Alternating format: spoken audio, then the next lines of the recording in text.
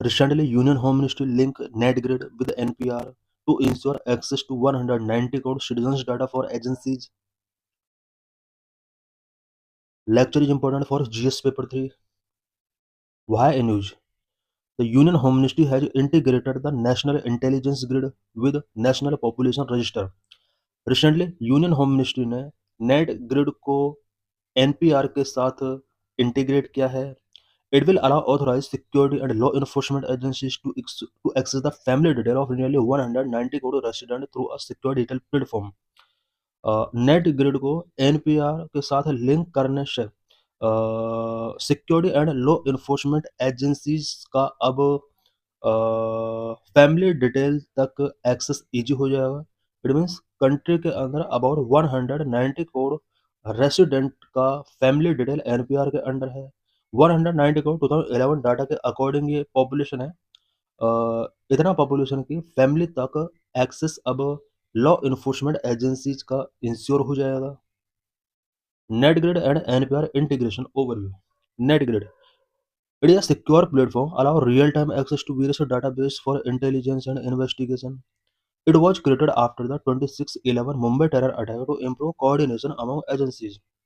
NATGRID एक secure platform है जो कि इंटेलिजेंस एजेंसीज को इन्वेस्टिगेट करने के लिए एक रियल टाइम डाटा प्रोवाइड करता है.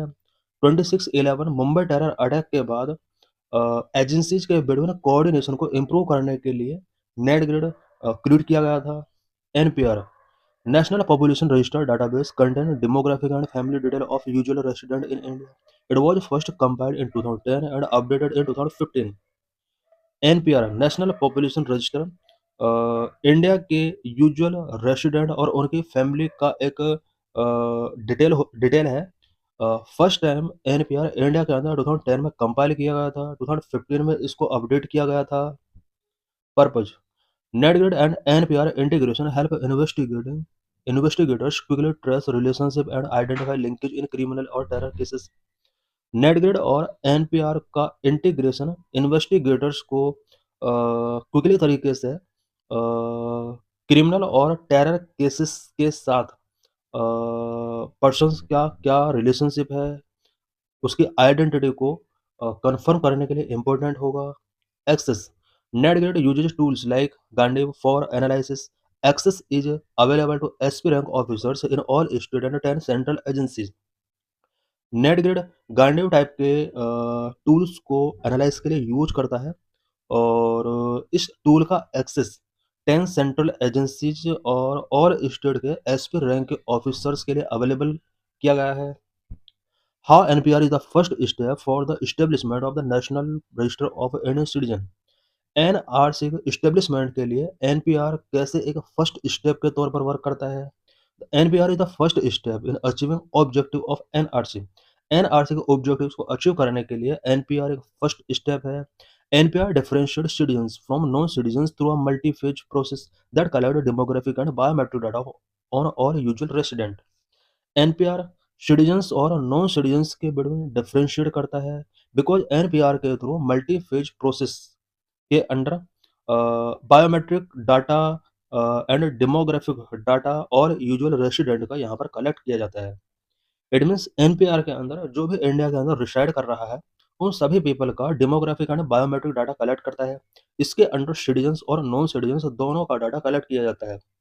NRIC aims primary to enhance national security by maintaining verified citizen registry. Verified citizen registry के थ्रू एनआरसी नेशनल सिक्योरिटी को एनहांस करता है. It also offers additional benefits such as streamlining identity verification, reducing identity fraud and duplication, and enabling targeted welfare programs that ensure benefit reach only eligible recipient. What is National Register of Citizens? NRC क्या है? NRC is a record containing the names of real Indian citizens residing in the country. Country के अंदर reside करने वाले real Indian citizens के name NRC के अंदर contain होते हैं. इट मीन्स जो भी इंडियन सिटीजन है उसी का नेम एनआरसी के अंदर मेंशन होगा. Indian effort made by the Indian government to identify and deport illegal immigrants as mandated by the Citizenship Act of 1955, Foreigners Act of 1946 and Passport Act 1920. NRC Indian government के द्वारा made किया गया एक effort है जिसके under illegal immigrants को identify किया जाएगा, डिपोर्ट किया जाएगा। Because citizenship act of 1955, foreigners act of 1946 and passport act 1920 के अंदर ये यहाँ पर मैंडेट किया गया है कि जो भी इलीगल इमिग्रेंट्स होंगे उन्हें आइडेंटिफाई करके डिपोर्ट किया जाए। Nationwide NRC was created only one time in 1951 after the census of 1951।